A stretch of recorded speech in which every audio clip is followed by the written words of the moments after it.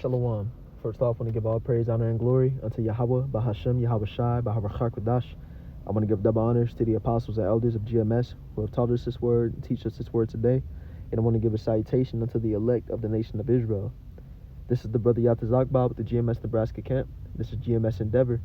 And in this lesson, what I want to go into is getting into the basically a woman's place and how it has been twisted in this world that we live in, by Esau, who rules the world today, who is the so-called white man. I'll say primarily here in these Western societies, the order of a woman has been twisted. Now we see it worldwide, but not nearly as bad as it is here in America and different Western societies, because order, a woman's order is what's the word I'm looking for? The order of a woman is implemented a bit better in these different other countries like Africa, China, these different places. But when we see, especially here in America, is way different, to where a woman has been given quote unquote rights. A woman has been given freedom to make her own decisions, to make her own independent choices, to do what she wants to do, to be with who she wants to be with, to be in positions of authority over men, to basically be without the order of a man.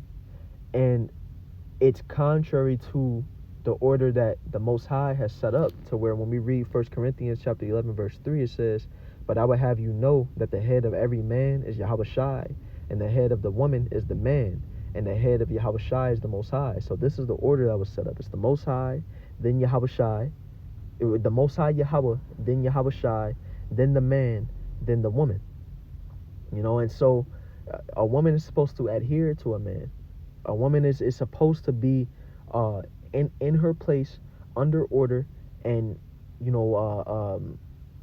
just play that role.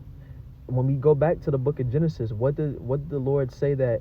What did the Most High say that Eve was to be to Adam? A helpmeet. That's what a wife is for. A wife is supposed to be a helpmeet. The man, the Lord set it up to where the man is the leader. The man is supposed to be the head of the household. A man is supposed to be in these positions of authority and doing these different things. And what is the woman supposed to do? She is supposed to help whatever direction the man wants to go in. Whatever way the man is steering the ship, the woman is supposed to help it move in that direction. But how Esau has set it up, now the woman has her own ship. Now she can choose a direction and pick what she wants to do. If she doesn't like the way that a man is steering the ship, she can just leave him. She can go deal with another man. And this is completely contrary to the scriptures, because a woman dealing with another man is adultery. A woman is only supposed to deal with one man her whole life, according to how the Most High Yahweh set it up. But if you say that to somebody today, if you say that to a woman today, but not just women, you have these soft men that hear that and they think that that's wicked, that a woman is only supposed to have one man.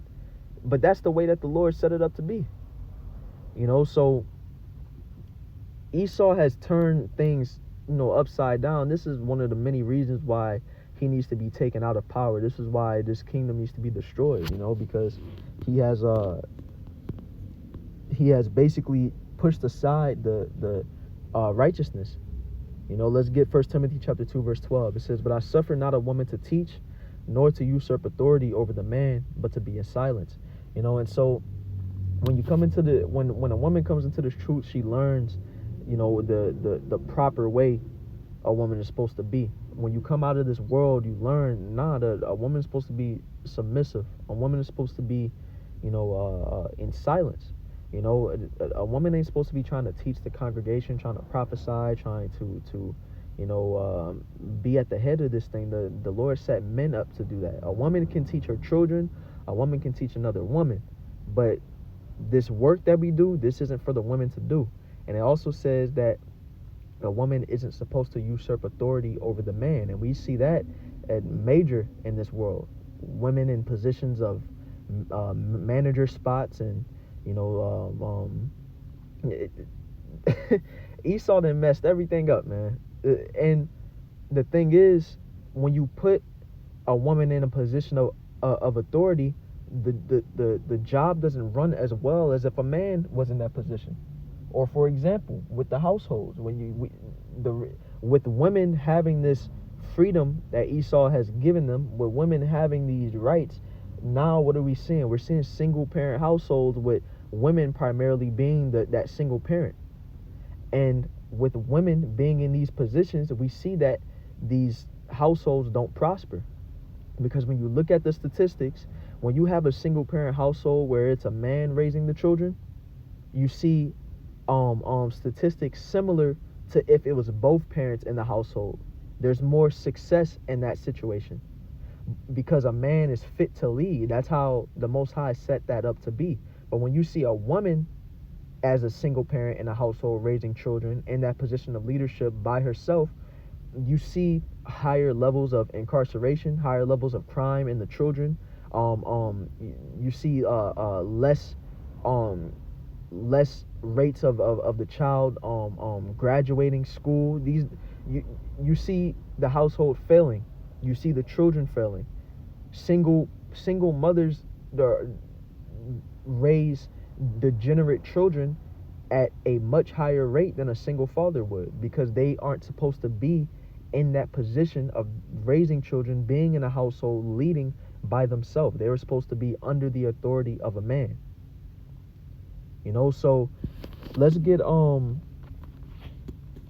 Peter chapter 3 verse 7, where it says, "Likewise ye husbands, dwell with them according to knowledge, giving honor unto the wife as unto the weaker vessel." Now when it says giving honor unto the wife, that isn't saying that you're putting her up on a pedestal, that you're worshiping her. No, that's you're dealing with her righteously. You're giving her due, but Salaki, I messed this word up. Her due benevolence. I think that's how it's either benevolence or benevolence, one of those two. But it's basically you're giving her due love. You're giving her due respect, but you aren't putting her up on this pedestal how it's done in this society, that you have to give your all unto the woman. You're supposed to serve the woman, when no, the woman is supposed to serve the man. But it says, as unto the weaker vessel, and as being heirs together of the grace of life, that your prayers be not hindered. Because it mentions there that the woman is the weaker vessel. A woman is weaker than a man physically, mentally, spiritually, which is why they are supposed to be following the lead of a man. And so Esau is pushing this spirit of woman worship into the world. And this isn't the first society where this has been a thing. This energy was pushed in Egypt, in Greece, Rome, which was Greece and Rome being Edomite rulerships. But we see these things in other heathen rulerships of goddesses being worshipped. We've seen Ishtar being worshipped. These different women gods, where it's pushing that energy of woman worship, putting a woman on a pedestal. And our Lord Yahweh Shai, he shot down that spirit. When we go to Luke chapter 11 verse 27, what does it say? "And it came to pass, as he spake these things, a certain woman of the company lifted up her voice and said unto him, Blessed is the womb that bare thee, and the paps which thou hast sucked." So basically, the woman was saying, the woman was saying to Yahweh Shai, bless your mother, bless her womb, bless the breast that fed you and brought you up. But what did Yahweh Shai say? He said, yea, rather, blessed are they that hear the word of the Most High and keep it. He didn't feed into that spirit. He shot that down. He wasn't, Yahweh Shai wasn't with that. So this spirit and this